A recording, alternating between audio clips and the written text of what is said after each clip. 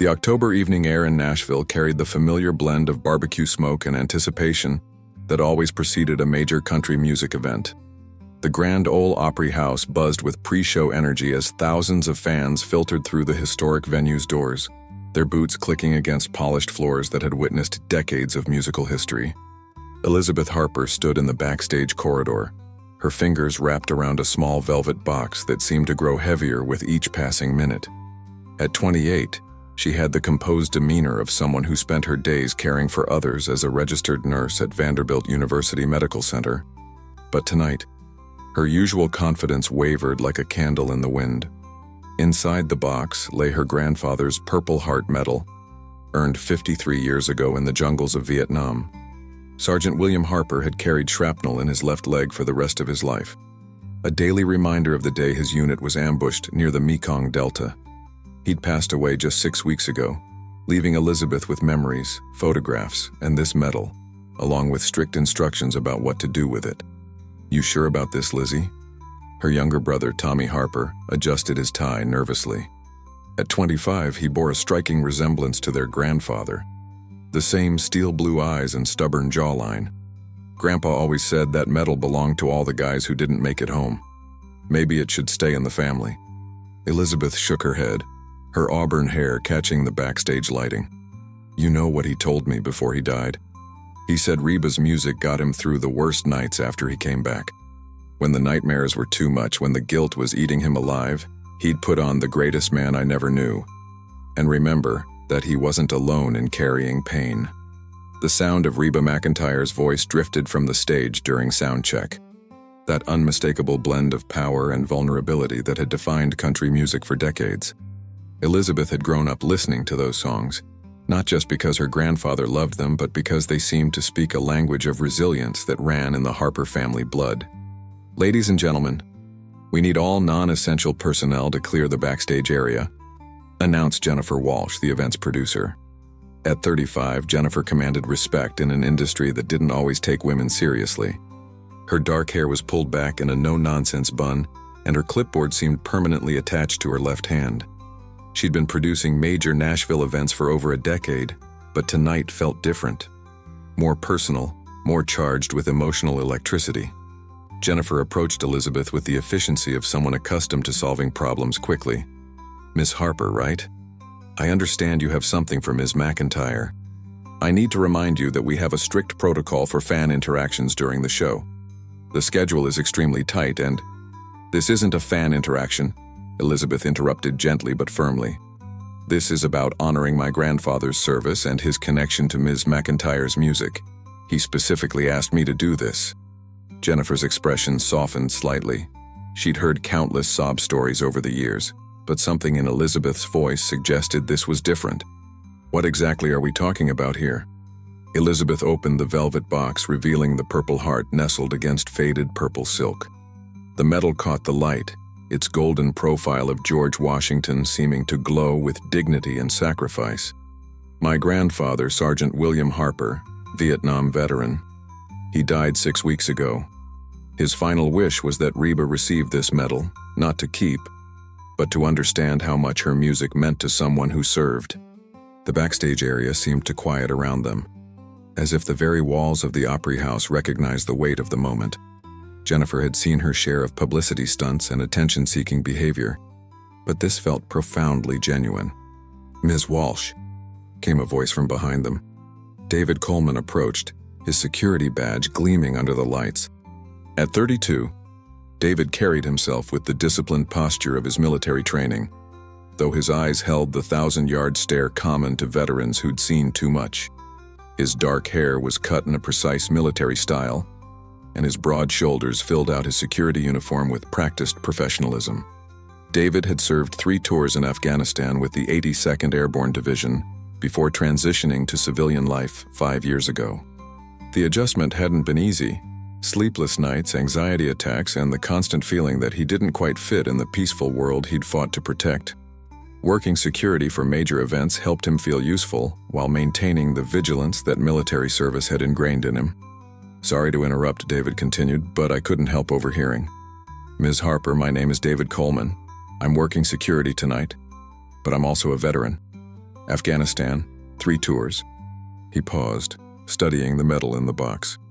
If you don't mind me asking, what unit was your grandfather with in Vietnam? 1st Cavalry Division Airmobile, Elizabeth replied, noting the immediate recognition in David's eyes. He was a helicopter door gunner. Got hit during a rescue mission in 1970. David nodded with the solemn respect that veterans reserve for discussing the service of others. 1st Cav. Those guys saw some of the heaviest fighting. Your grandfather was a hero, ma'am. He never saw it that way, Elizabeth said, her voice thick with emotion. He always said he was just doing his job, that the real heroes were the ones who didn't make it home. Jennifer found herself caught between her professional responsibilities and a growing understanding of the significance of this moment. She'd produced hundreds of events, managed countless celebrities, and navigated every imaginable crisis. But standing here, listening to Elizabeth talk about her grandfather's final wish while a combat veteran showed the kind of respect reserved for fallen comrades, she realized this transcended typical show business. How exactly did your grandfather want this handled? Jennifer asked, her clipboard forgotten for the moment. Elizabeth pulled a folded letter from her jacket pocket, her grandfather's distinctive handwriting visible through the thin paper. He wrote this 3 days before he died. He was very specific. He wanted me to present the medal to Reba during a public moment, so other veterans in the audience would see it. He said it wasn't about him getting recognition, it was about showing other veterans that their service matters, that their struggles are seen and honored. David's jaw tightened with emotion. He understood exactly what Sergeant Harper had meant. The transition from military to civilian life was often isolating, filled with moments when veterans felt forgotten or misunderstood. A public acknowledgement of service, especially from someone as respected as Reba McEntire, could mean everything to veterans in the audience who might be struggling with their own demons. There's more, Elizabeth continued, reading from the letter. He wanted Reba to know that during his darkest moments after coming home, when the nightmares kept him awake and the guilt threatened to consume him, her music reminded him that pain could be transformed into something beautiful. He said her songs taught him that survival wasn't just about making it through the war. It was about learning to live with honor afterward. The backstage area had grown quieter as crew members, musicians, and staff seemed to sense the gravity of the conversation. Even in a place where emotional moments were routine, this felt different, more authentic, more consequential. Jennifer made a decision that went against every instinct developed through years of managing tight schedules and controlling variables. We'll make it work. During the second set, after Fancy, there's a natural pause where Reba usually talks to the audience. That's when we'll do it. Are you sure? Elizabeth asked, surprised by the sudden change in Jennifer's demeanor. Your grandfather served his country and his final wish deserves to be honored, Jennifer replied firmly. Besides, Reba's spent her entire career singing about real people with real stories. This is exactly the kind of moment that makes her music meaningful. David stepped forward, his military bearing evident in every movement. Ms. Harper, if you'll allow me, I'd like to escort you on stage when the time comes. As a fellow veteran, it would be an honor to be part of honoring your grandfather's service. Elizabeth felt tears building in her eyes. For 6 weeks, she'd carried the weight of her grandfather's final request, uncertain whether she could fulfill it properly. Now, surrounded by strangers who understood the importance of what she was trying to do, she felt the first stirring of peace she'd experienced since his funeral. He would have liked that, she said to David. He always said the best thing about the military was the way soldiers looked out for each other, even years after the fighting was over. Jennifer checked her watch. 30 minutes until showtime. The backstage area was beginning to buzz with the controlled chaos that preceded any major performance. Musicians tuned instruments, sound technicians made final adjustments, and crew members moved with practiced efficiency through their pre-show routines. I need to brief Reba about what's going to happen, Jennifer said. She's never one to turn down a chance to honor veterans, but I want to make sure she understands the significance of this moment. As Jennifer walked toward Reba's dressing room, Elizabeth and David found themselves standing together in the corridor, two strangers connected by their shared respect for military service and their understanding of sacrifice. Your grandfather sounds like he was a remarkable man, David said quietly. He was, Elizabeth replied, looking down at the medal in its box. But he struggled with what we now know was PTSD. Back then, they didn't have a name for it. Veterans were just expected to come home and pick up where they left off as if nothing had changed. David nodded grimly. Some things haven't changed as much as they should have. A lot of us are still fighting wars that officially ended years ago. Is that why you work security? Elizabeth asked. Does it help? Some days, David admitted. It keeps me focused, gives me a mission. But the real healing comes from moments like this, when we remember that service means something, that the sacrifices weren't in vain. Meanwhile, in her dressing room, Reba McEntire was putting the finishing touches on her makeup when Jennifer knocked. At 68, Reba remained a force of nature in country music. Her red hair still fiery and her voice still capable of moving audiences to tears or lifting them to joy. She'd built a career on singing about real people, their struggles, their triumphs, their heartbreak, and their hope. Come in, Jennifer. Everything ready out there? Jennifer entered, closing the door behind her. Reba, something's come up that I think you need to know about. It's not a problem. Actually, it might be one of the most meaningful moments we've ever had at one of these events. Reba turned from her mirror, immediately focusing on Jennifer's serious tone. What's going on? Jennifer explained Elizabeth's story, her grandfather's final wish, and the plan to present the Purple Heart during the show. As she spoke, she watched Reba's expression shift from professional interest to deep emotional engagement. A Purple Heart, Reba said softly, her voice carrying the weight of understanding. That's not something you give away lightly. The granddaughter said her grandfather specifically wanted you to have it, not to keep, but to understand how much your music meant to him during his darkest times after Vietnam. Reba was quiet for a long moment, her hands folded in her lap. Throughout her career, she'd received countless awards and accolades, but the idea of receiving a medal earned through blood and sacrifice felt profoundly different. You know, Reba said finally, I've always believed that country music is about telling stories that matter, about honoring the experiences of people who might not otherwise have their voices heard. If this veteran's granddaughter thinks our music helped him find some peace, then we absolutely need to make this moment as meaningful as possible. There's a veteran working security tonight who volunteered to escort her on stage, Jennifer added. David Coleman, Afghanistan veteran. He seems to understand the significance of what we're doing. Perfect, Reba said, standing and smoothing her performance outfit, a sequined jacket that caught the light like stars against a midnight sky. Make sure David knows he's welcome to say a few words if he wants to. Sometimes the best tributes to our veterans come from other veterans. Back in the corridor, Elizabeth was speaking quietly with her brother Tommy, who had driven down from Louisville to support her in fulfilling their grandfather's wish. You think Grandpa would approve of all this? Tommy asked, gesturing toward the bustling backstage preparations. I think Grandpa would be amazed that his story matters to so many people, Elizabeth replied. He spent so many years thinking he was forgotten, that his service didn't count for anything because he came home when others didn't. David overheard their conversation and approached respectfully. If I may, ma'am, your grandfather's story matters because it represents thousands of veterans who struggle with similar feelings.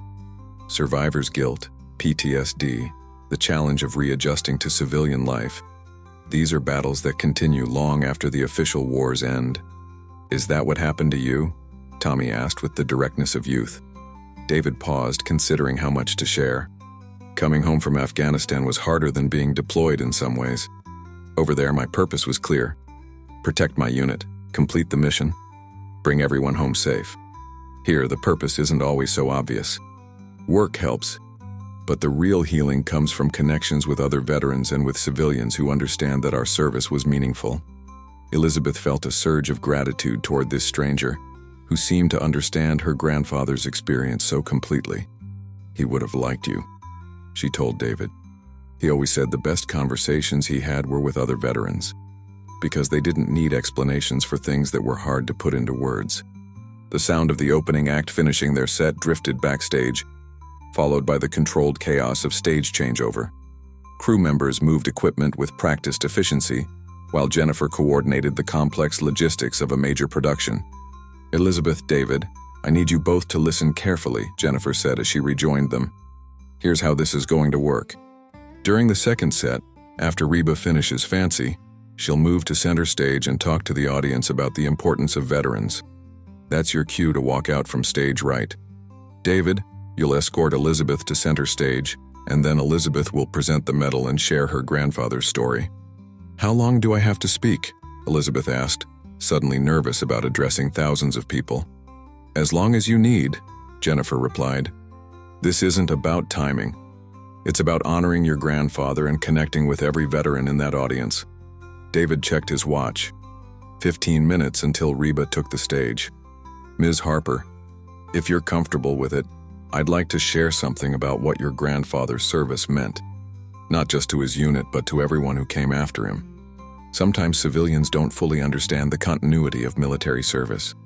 How what veterans like your grandfather did in Vietnam made it possible for people like me to serve in Afghanistan. Elizabeth nodded, touched by David's desire to honor her grandfather's memory. I think he would appreciate that. He never saw himself as part of something larger. But maybe this moment can help other veterans understand that they are. As they prepared for what would prove to be one of the most emotionally powerful moments in the Opry House's long history, none of them could predict how profoundly this simple act of honoring one veteran's memory would resonate with the thousands of people in the audience and the millions who would eventually see the footage online. The first chapter of this story was ending, but the real transformation was just beginning. The Grand Ole Opry House held its breath as Reba McEntire took the stage to thunderous applause. The iconic circular platform seemed to glow under the lights, and the 4,400-seat venue vibrated with the kind of energy that only comes from a crowd gathered to witness something special. In the balcony, veteran Robert Bobby Mitchell shifted uncomfortably in his seat, the familiar weight of memories pressing against his chest like humidity before a storm. At 71, Bobby carried the invisible scars of Vietnam in the set of his shoulders, and the way his eyes swept every room he entered. He'd served with the 101st Airborne Division as a medic, spending 18 months in country treating wounded soldiers and civilians caught in the crossfire of a war that had defined his generation. Tonight, he'd come to the show at his daughter's insistence. She thought getting out of the house might help with the depression that had settled over him like fog since his wife's death 6 months ago. Welcome to Nashville, y'all. Reba's voice carried across the venue with the warmth of a family gathering. She wore a shimmering jacket that caught the stage lights like captured starlight, her presence filling the massive space with the confidence that comes from decades of connecting with audiences. It's so good to be home at the Opry, surrounded by all of you beautiful people. In the third row, Janet Stevens clutched her husband's hand tightly. At 55, she'd spent the last year watching Mark struggle with the adjustment from military to civilian life after 25 years in the Army. His retirement should have been a celebration, but instead it had become a daily battle with purposelessness and identity crisis. She'd hoped that seeing Reba perform, his favorite artist since high school, might spark some of the joy that had been absent from their marriage lately. Mark Stevens sat rigid beside his wife, his gray hair cut in the precise military style he couldn't quite abandon. The crowd's energy felt overwhelming after months of isolation. But something about Reba's presence on stage stirred memories of better times. He'd played her albums during long deployments in Iraq and Afghanistan, her voice providing comfort during nights when the weight of command threatened to crush him. Backstage, Elizabeth Harper paced nervously in the wings, the velvet box containing her grandfather's Purple Heart clutched in her sweating palms. David Coleman stood nearby, his security training making him hyper-aware of every sound and movement around them. But his attention kept drifting to the young woman who was about to honor her grandfather's memory in front of thousands of strangers. "You doing okay?" David asked quietly, noting Elizabeth's rapid breathing. "I keep thinking about what Grandpa would say if he knew I was this nervous," she replied with a shaky laugh. "He used to tell me that courage isn't about not being scared. It's about doing what needs to be done even when you are scared." Jennifer Walsh appeared beside them, her headset crackling with communication from the sound and lighting crews. Despite years of experience managing complex productions, she felt an unusual tension tonight. This wasn't just another carefully choreographed moment, it was real, unscripted, and potentially more powerful than anything she'd ever helped create. "Reba's about to finish Fancy," Jennifer informed them. You'll have maybe 30 seconds after the applause dies down. David, remember to speak clearly. The acoustics in here can be tricky. On stage, Reba launched into the final chorus of Fancy, her voice soaring over the full band arrangement. The song told the story of a young woman's determination to escape poverty through whatever means necessary, and the audience sang along with the kind of passion that only comes from deeply personal connection to the lyrics. In the balcony, Bobby Mitchell found himself mouthing the words, remembering nights in Vietnam when soldiers would play country music on portable radios, the familiar melodies providing brief escapes from the reality of war. Those songs had been lifelines then, connecting them to a home that sometimes felt more like a dream than a destination. As the last notes of Fancy faded and the applause began to subside, Reba moved to center stage, her demeanor shifting to something more intimate and serious. "You know," she said, her voice carrying easily to the furthest reaches of the venue, "I've been blessed to sing these songs for almost 5 decades now, and the greatest privilege of my career has been learning how music can heal hearts and bring people together. Tonight I want to take a moment to talk about some very special people who have made incredible sacrifices for all of us." The audience quieted, sensing that something significant was about to happen. Throughout my career, I've heard from countless veterans who've told me that music helped them through difficult times, during deployment, during recovery, during the challenging transition back to civilian life. Tonight, we have a very special guest who wants to share a story about one of those veterans. Elizabeth felt her heart hammering as Jennifer gave her the signal to move. David placed a gentle hand on her shoulder, his military bearing providing stability as they walked into the bright stage lights together. The Opry House seemed to expand and contract simultaneously as Elizabeth found herself center stage, facing thousands of faces illuminated by the soft glow of the venue's lighting. The silence was so complete she could hear her own breathing amplified by the stage monitors. "This is Elizabeth Harper," Reba said warmly, placing a supportive hand on Elizabeth's arm. "And she has a story to share about her grandfather, Sergeant William Harper, who served our country in Vietnam." Elizabeth looked out at the sea of faces, then down at the velvet box in her hands. When she spoke, her voice started soft but grew stronger with each word. "6 weeks ago, my grandfather passed away at the age of 73. He served with the 1st Cavalry Division in Vietnam as a helicopter door gunner, and he earned this Purple Heart when his unit was hit during a rescue mission in 1970. She opened the box, holding the medal up so it caught the stage lights. 3 days before he died, he asked me to bring this medal to one of Reba's shows." The audience was completely still now, hanging on every word. "Grandpa told me that when he came home from Vietnam, he struggled with nightmares and guilt about the friends he'd lost. This was before we understood PTSD, before there were support systems for veterans dealing with trauma. He felt alone and forgotten, like his service didn't matter because he'd survived when others hadn't." In the third row, Mark Stevens felt his wife's hand tighten around his. The words Elizabeth spoke could have been describing his own experience, his own struggle with the transition from military to civilian life. But Grandpa said that Reba's music helped him understand that survival wasn't just about making it through the war. It was about learning to live with honor afterward. Songs like "The Greatest Man I Never Knew" and "Is There Life Out There" reminded him that pain could be transformed into something meaningful, that his story mattered even when he felt invisible. Elizabeth's voice broke slightly, but she continued with the determination that ran in the Harper family. His final wish was that Ms. McEntire receive this medal, not to keep, but to understand how much her music meant to him during his darkest times.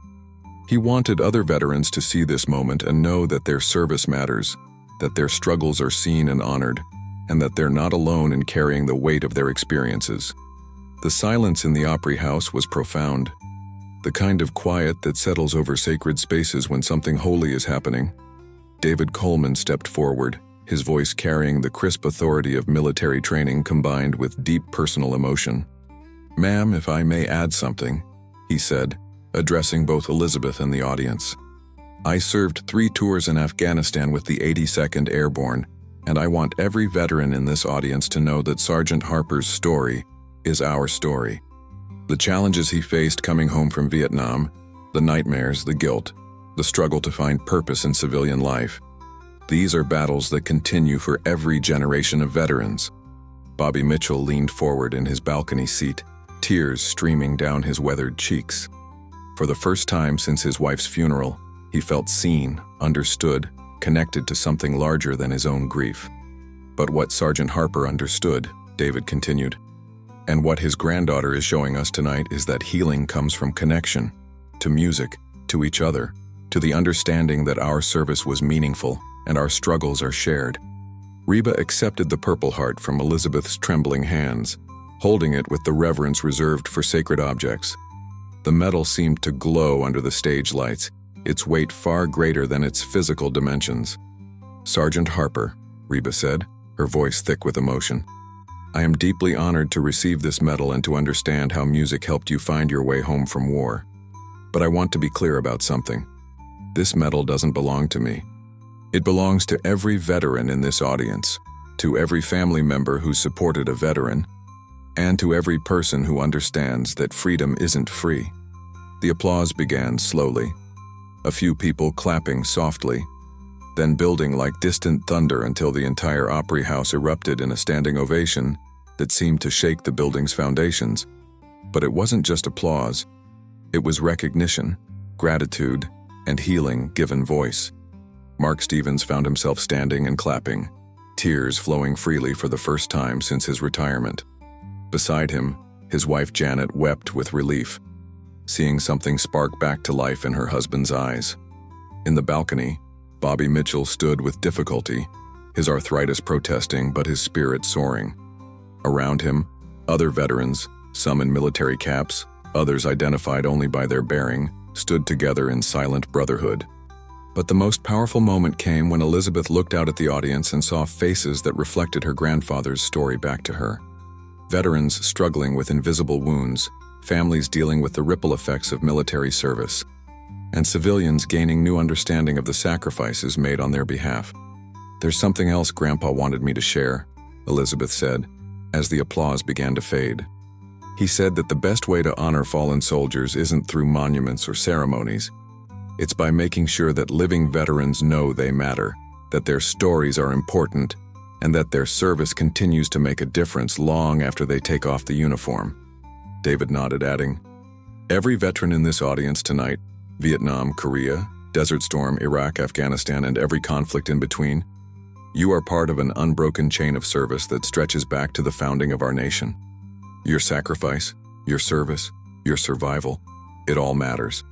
Reba held the Purple Heart up to the lights one more time before handing it back to Elizabeth. "This medal is going to travel to other shows, other venues, so that Sergeant Harper's story and his message can reach as many veterans as possible. Because healing happens when we share our stories, when we realize we're not alone in our struggles."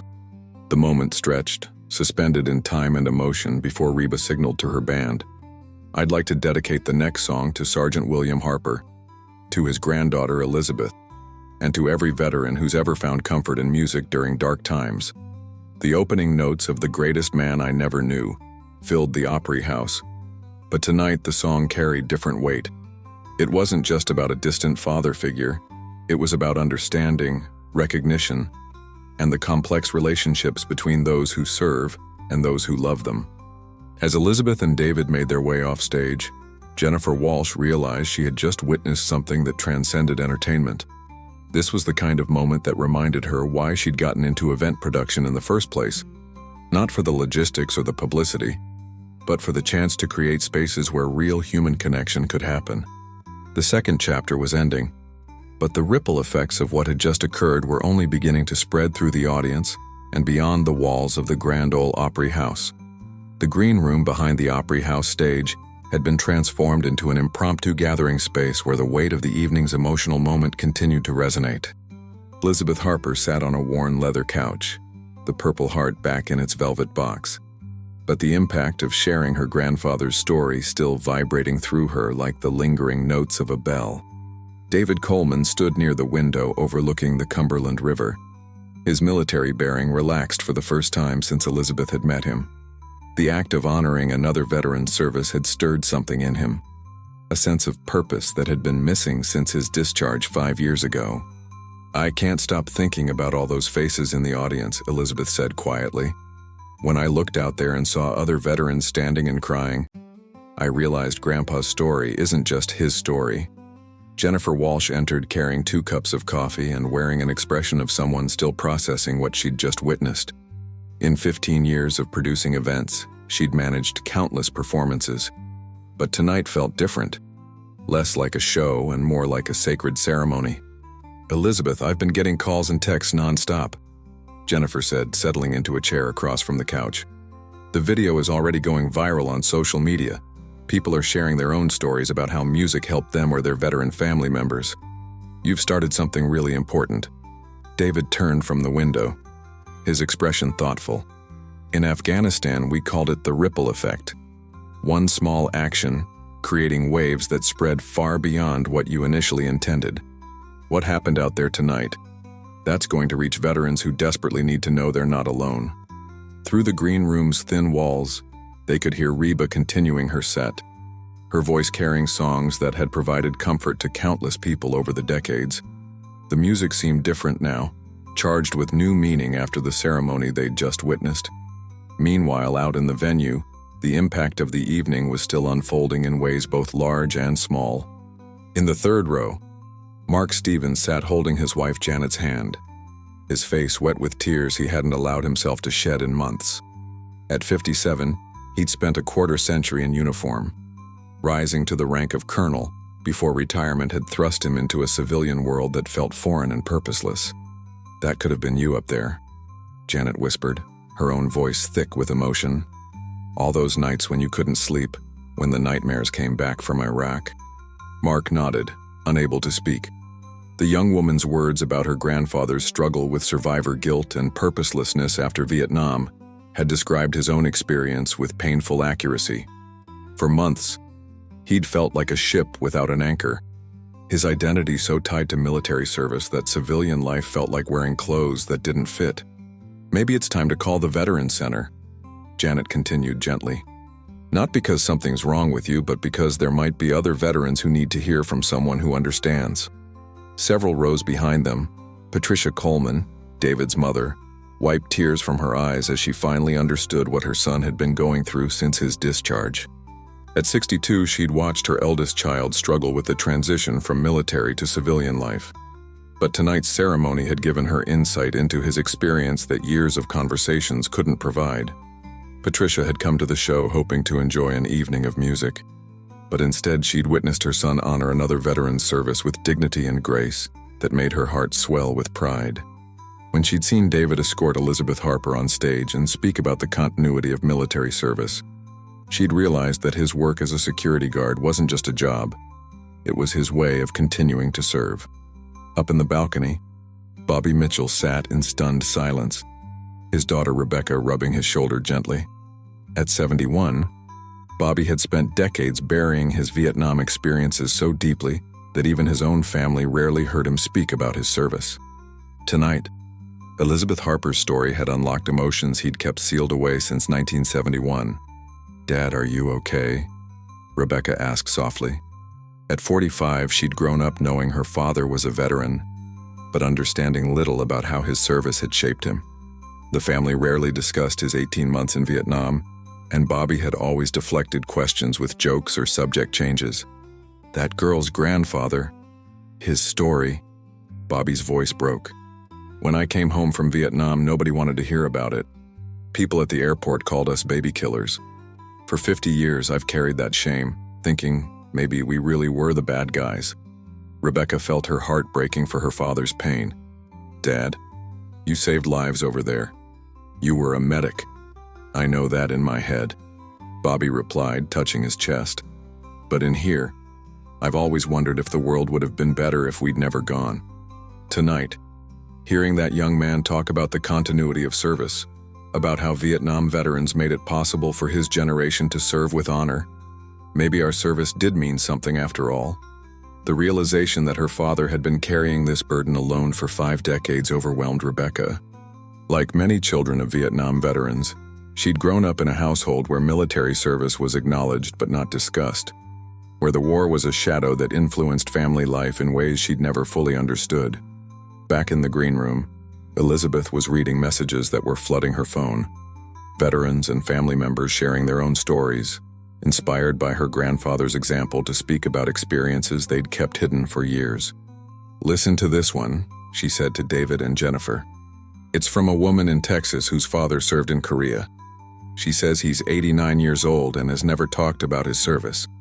But after seeing the video of tonight, he wants to share his stories with his grandchildren for the first time."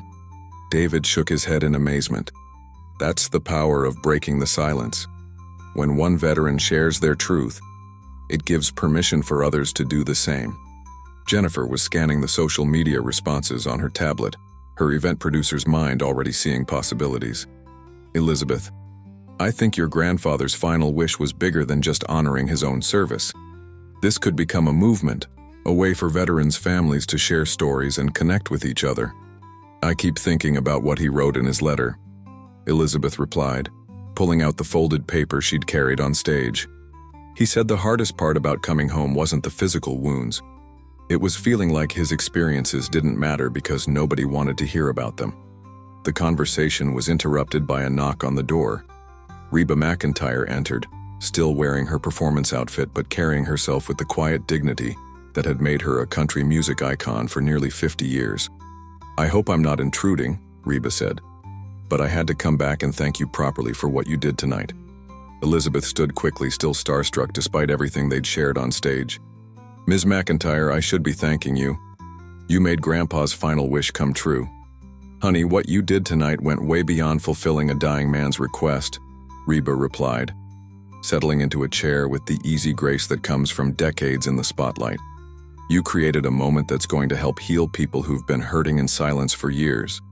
David remained standing, his military bearing evident even in the informal setting.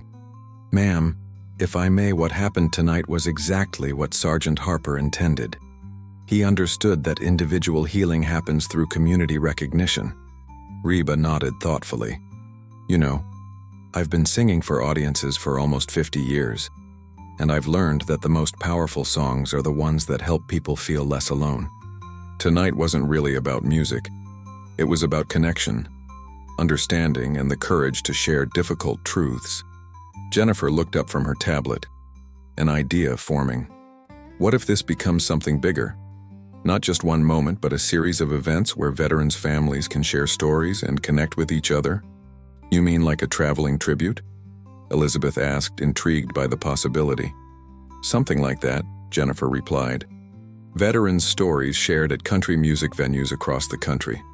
Music has always been a universal language, and country music especially has deep connections to military families."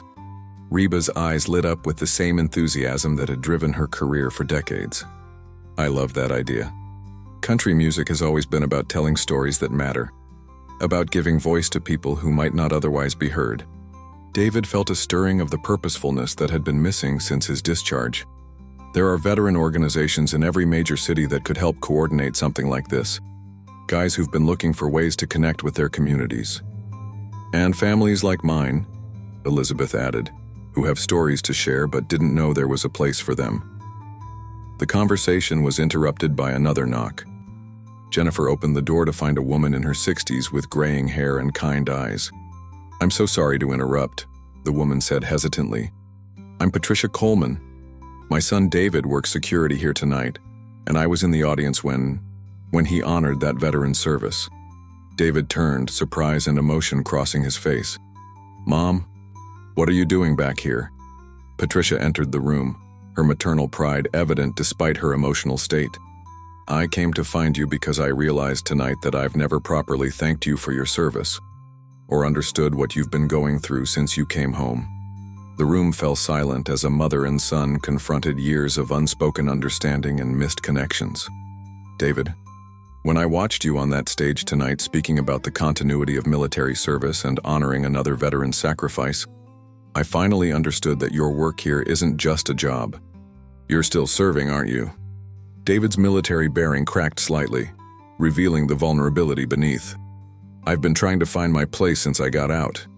In Afghanistan, my purpose was clear: protect my unit, complete the mission, bring everyone home. Here, I've been searching for that same sense of meaning.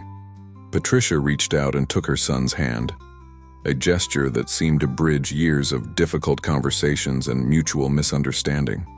Tonight, watching you honor that veteran's grandfather, I saw you find your purpose again. You were protecting something important, his memory, his legacy, the connection between veterans across generations. Elizabeth watched the interaction with tears in her eyes, recognizing the kind of healing that her grandfather had hoped his final wish might inspire. This is exactly what Grandpa meant when he said sharing stories helps people feel less alone. Reba observed the family moment with the understanding that comes from decades of watching how music and shared experiences can heal relationships. You know, David, your mother's right. What you did tonight, escorting Elizabeth on stage, speaking about the continuity of service, that was leadership. That was using your military training to serve your community in a different way. Jennifer was taking notes, her producer's mind already working through the logistics of turning this spontaneous moment into something larger and more lasting. David, would you be interested in being part of this traveling tribute idea? Veterans talking to other veterans, helping families share their stories. David looked around the room, at Elizabeth holding her grandfather's medal, at his mother finally understanding his post-military struggles, at Reba and Jennifer discussing ways to expand the impact of what had happened tonight. For the first time in 5 years, he felt the clarity of purpose that had defined his military service. Yes, he said firmly, if we can help other veterans feel less alone, if we can give families a way to honor their service members' stories, then that's a mission worth accepting. The conversation was interrupted by Jennifer's phone buzzing with another call. She glanced at the screen and her eyes widened. It's someone from the Country Music Association.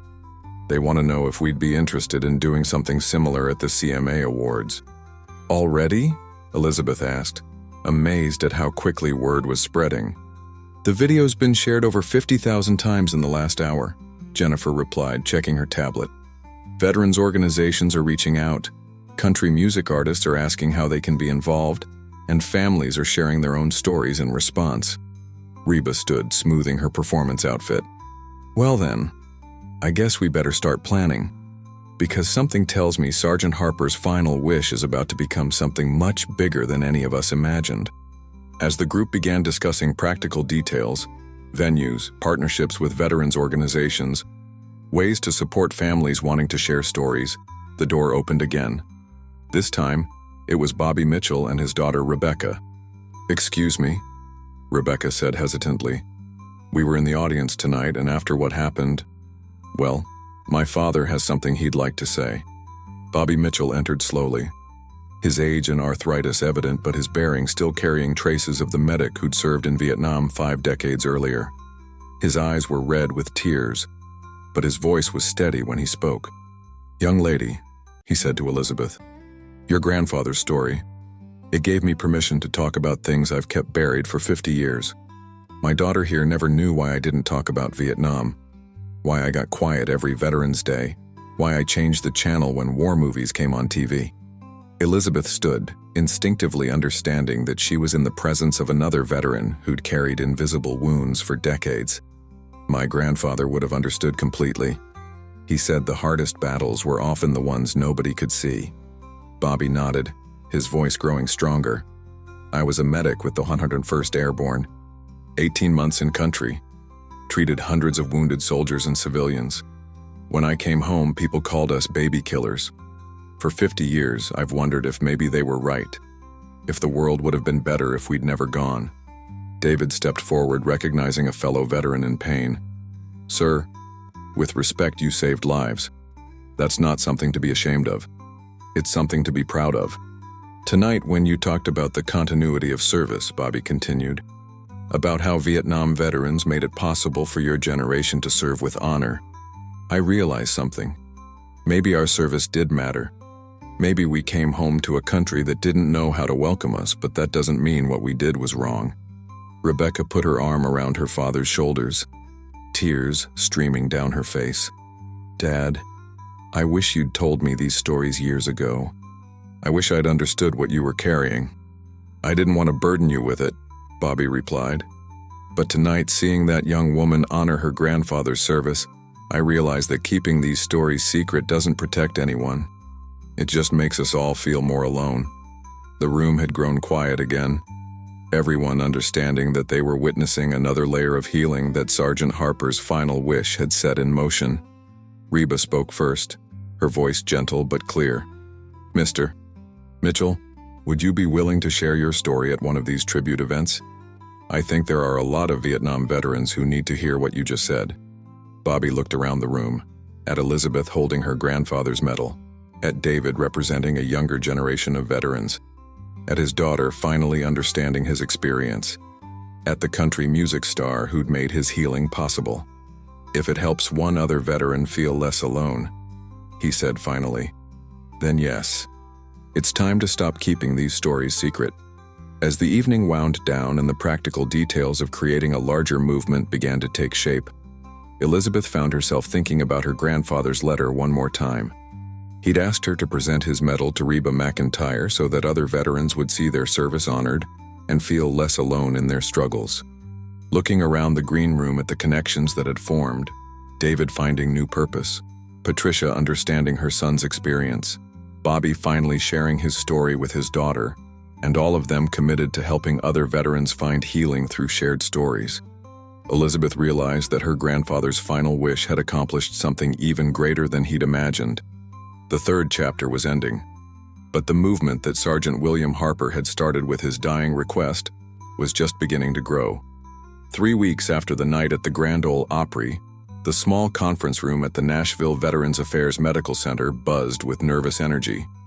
Elizabeth Harper sat at a round table with 7 other people, each carrying their own piece of the story that had begun with her grandfather's Purple Heart and grown into something none of them had anticipated. David Coleman wore civilian clothes for the first time since Elizabeth had met him, but his military bearing remained evident in the way he sat at attention and listened to every word. His transition from security guard to coordinator of what they were now calling the Honor Through Stories initiative had given him the sense of mission he'd been searching for since leaving the Army. Jennifer Walsh spread papers across the table with the efficiency of someone accustomed to managing complex projects. In 3 weeks, she'd fielded calls from 37 venues across 18 states, all wanting to host tribute events. The momentum was building faster than any of them had imagined possible. "The response has been overwhelming," Jennifer began, adjusting her reading glasses. "We've got country music venues from Austin to Bangor asking to be part of this. But more importantly, we've got veterans organizations and military families reaching out to share their stories." Reba McEntire sat quietly, listening with the same focused attention she brought to her music. At 68, she'd learned to recognize when something transcended entertainment and became something more meaningful. The past 3 weeks had convinced her that Sergeant Harper's final wish had tapped into a need that ran deep through American military families. "What about the logistics?" asked Patricia Coleman, who had surprised everyone by volunteering to help coordinate family participation. Her motivation was simple. She wanted to ensure that other mothers understood their veteran children's experiences better than she had initially understood David's. David pulled out a tablet and began scrolling through emails. "I've been in contact with veterans of foreign wars posts, American Legion chapters, and Iraq and Afghanistan Veterans of America groups across the country. There's incredible interest in participating, but also some concerns about how to handle sensitive stories appropriately." "What kind of concerns?" Elizabeth asked, her grandfather's Purple Heart still resting in its velvet box on the table between them. "Some veterans worry about sharing traumatic experiences in public settings," David explained. "Others are concerned about family members not being prepared for the emotional impact of hearing certain stories for the first time." Bobby Mitchell, who had become an unexpected but powerful voice in planning the initiative, nodded thoughtfully. "When I told my daughter about my time in Vietnam after that night at the Opry, there were parts that were harder for her to hear than I expected. We need to make sure families are supported through this process." Rebecca Mitchell, Bobby's daughter, had taken personal leave from her job as a high school counselor to help develop support resources for families participating in the program. "I've been researching best practices for trauma-informed storytelling. There are ways to share difficult experiences that honor the truth while protecting both the storyteller and the audience."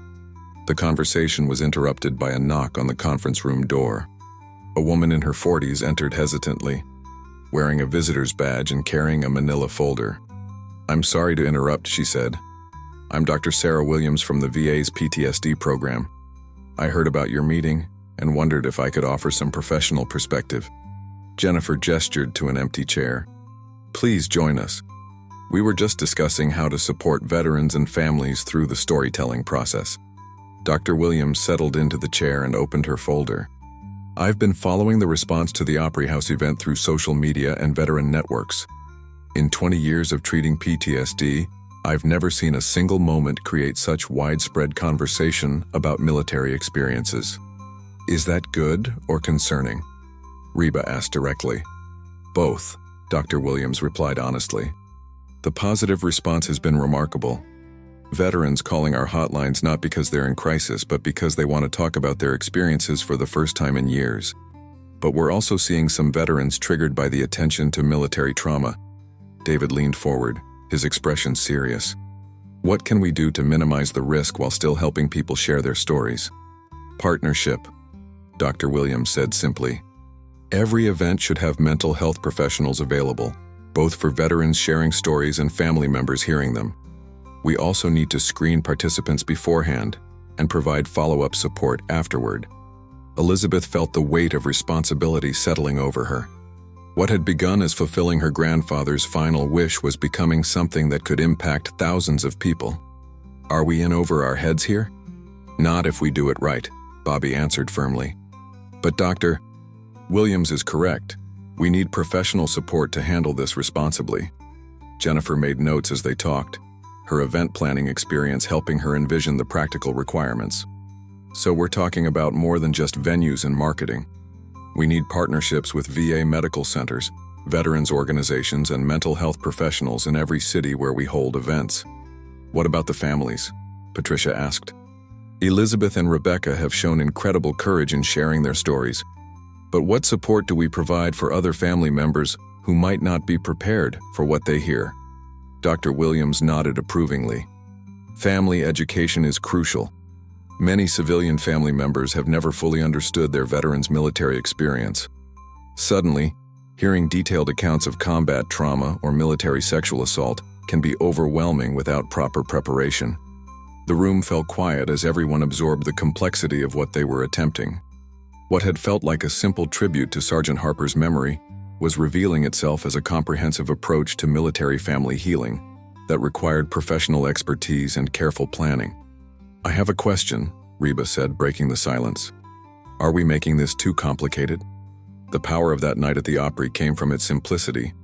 A granddaughter honoring her grandfather's service, veterans supporting each other, music creating a space for healing. If we turn it into a clinical program, do we lose what made it special? David considered the question carefully. "Ma'am, with respect, I think the clinical support actually protects what made it special. That night worked because everyone felt safe. Elizabeth felt supported sharing her story. I felt honored to participate. The veterans in the audience felt recognized. We need to create that same feeling of safety at a larger scale." "David's right," Dr. Williams agreed. "The therapeutic value comes from feeling heard and supported, not from the trauma itself. Our job is to create conditions where people can share their truth without fear of judgment or re-traumatization." Elizabeth opened the velvet box containing her grandfather's Purple Heart, the metal catching the fluorescent lights of the conference room. Grandpa always said the worst part about coming home from Vietnam wasn't the physical wounds. It was feeling like nobody wanted to hear about his experiences. If we can create spaces where veterans feel safe sharing their stories and families feel prepared to listen, maybe we can prevent other people from carrying that kind of isolation for 50 years. The comment refocused the group on their core mission. They weren't trying to create entertainment or even therapy. They were trying to create connection and understanding between veterans and the civilian communities that supported them. "I think we're ready to plan our first official event," Jennifer said, consulting her calendar. "I've got 3 venues confirmed for January, one in Texas, one in North Carolina, and one in California. Different regions, different veteran populations, different challenges." "What about choosing the veterans and families who'll participate?" Rebecca asked. Bobby raised his hand slightly, a gesture that reminded everyone of his military service.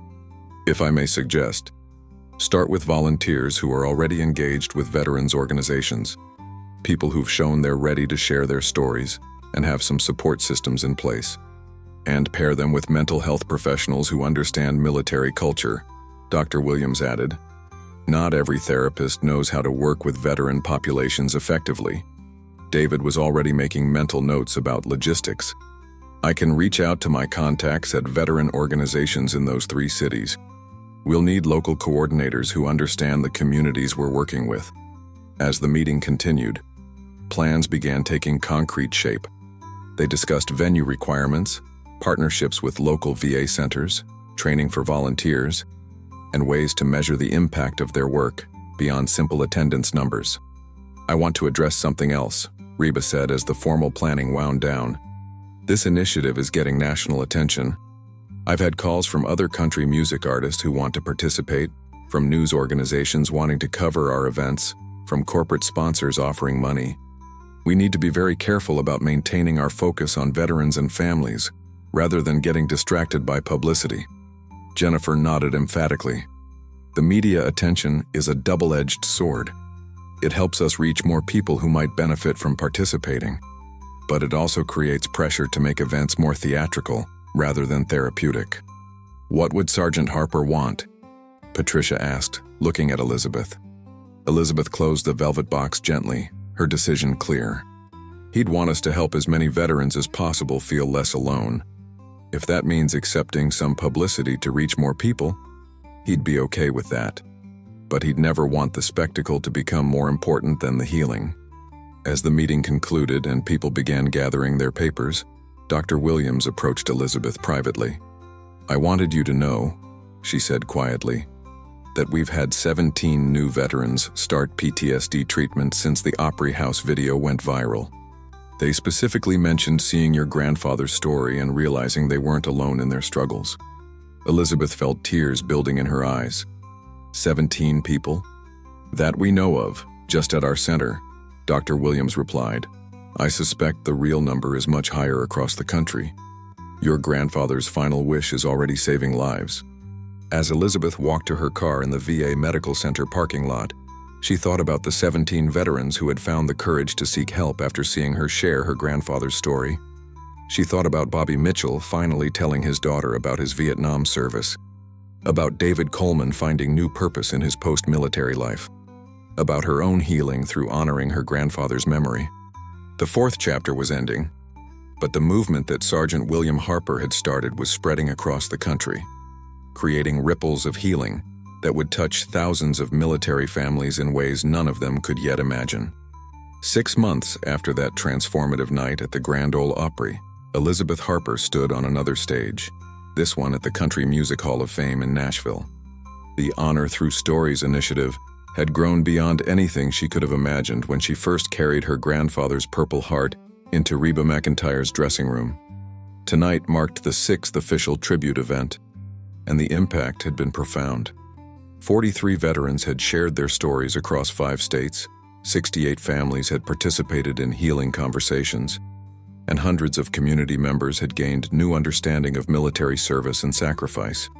David Coleman stood beside her, no longer wearing a security uniform but dressed in the casual professional attire of someone who'd found his post-military calling. In 6 months, he'd become the national coordinator for the initiative, working with veterans organizations and mental health professionals to create safe spaces for military storytelling across the country. Are you nervous? David asked, noting Elizabeth's quiet demeanor. Not nervous, she replied, touching the velvet box in her jacket pocket. Grateful. When Grandpa asked me to honor his service, I thought it was about the past. I didn't realize he was giving me a way to help shape the future. The audience tonight was different from that first spontaneous moment at the Opry. This crowd included veterans advocates, mental health professionals, country music industry leaders, and families who had participated in tribute events across the country. What had begun as one granddaughter's final promise to her grandfather had evolved into a national movement for military family healing.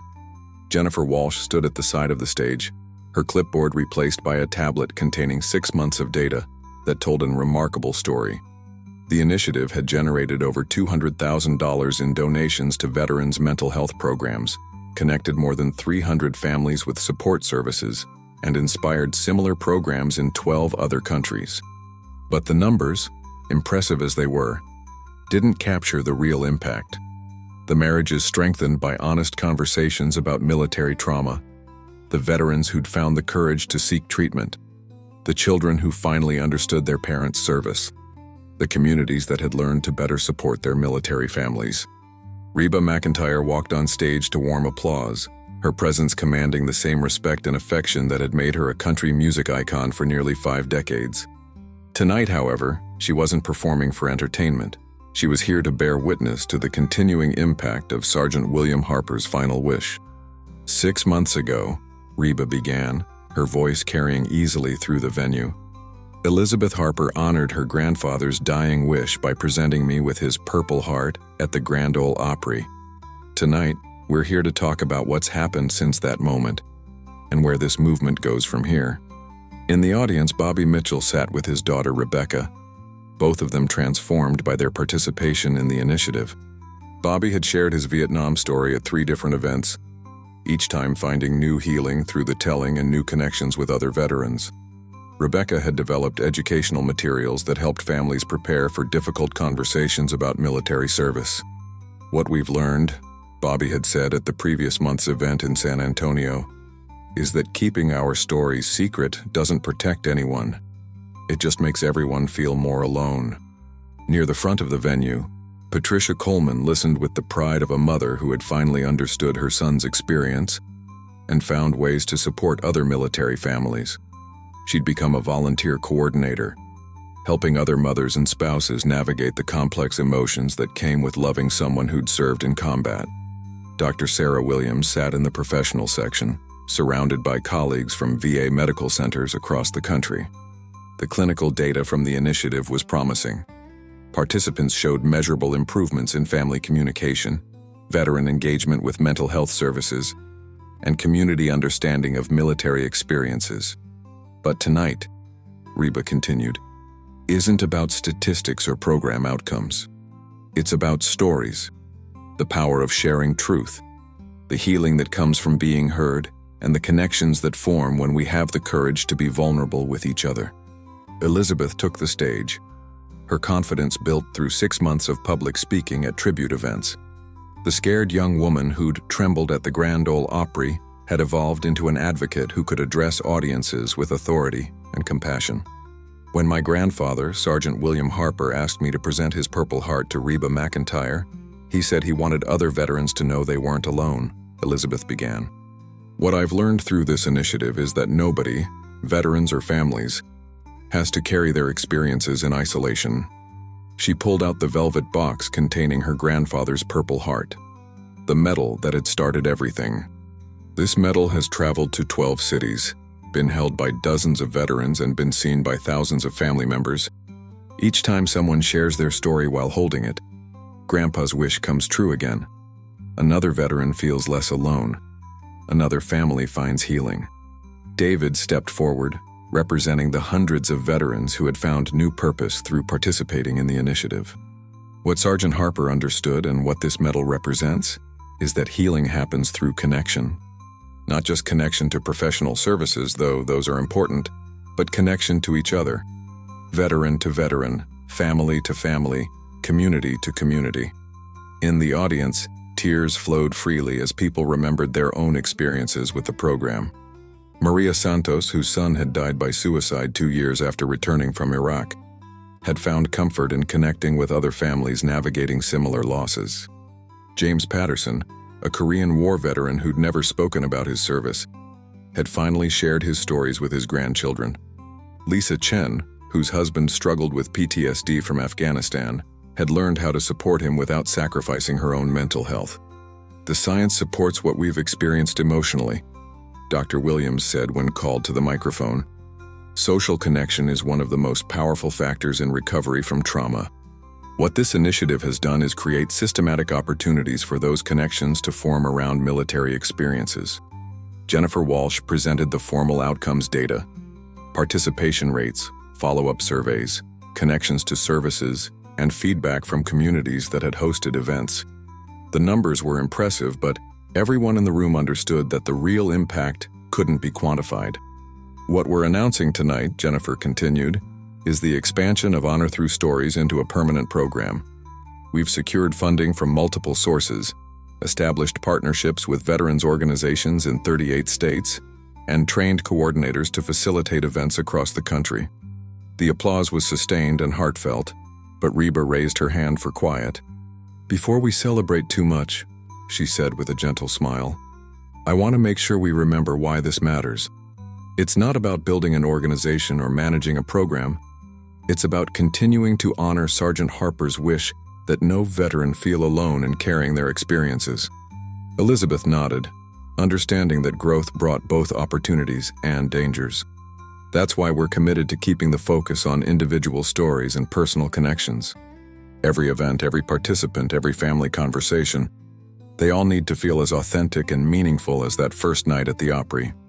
As the formal presentation concluded, the evening shifted to a reception where participants from different cities could meet and share their experiences. The conversations that filled the Hall of Fame lobby represented the real success of the initiative. Veterans connecting across generations and conflicts, families finding common ground in shared challenges, communities learning how to better support their military members. Bobby Mitchell found himself in conversation with 3 other Vietnam veterans who had participated in events across the country. For men who had spent decades feeling disconnected from civilian society, the validation of their service and the understanding of their struggles had been transformative. "I keep thinking about something Sergeant Harper wrote in his letter," said William Foster, a Marine who had shared his story at the event in California. He said the worst part about coming home wasn't the physical wounds. It was feeling like his experiences didn't matter. "That's exactly how I felt for 40 years. "What changed for you?"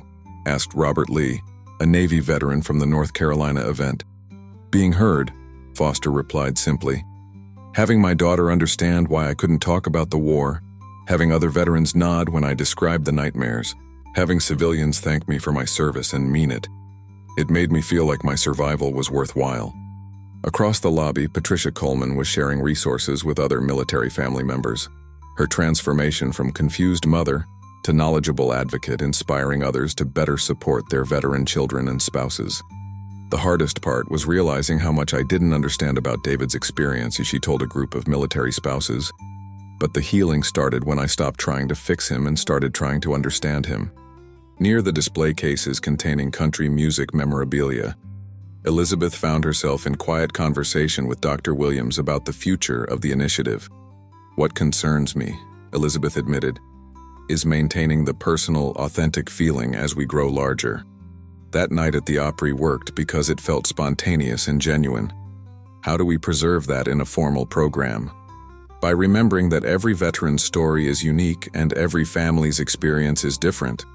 "Doctor," Williams replied, "the moment we start treating this like a one-size-fits-all program is the moment we lose what makes it powerful." As the evening wound down, Elizabeth found herself standing alone for a moment, looking at her grandfather's Purple Heart in its velvet box. 6 months ago, she'd been a grieving granddaughter trying to honor a dying man's final wish. Tonight, she was part of a movement that was helping military families across the country find healing through shared stories and community connection. "You did it, Grandpa," she whispered to the medal. "You found a way to make sure other veterans don't feel alone." David joined her, understanding without words the weight of the moment. "What do you think he'd say about all this?"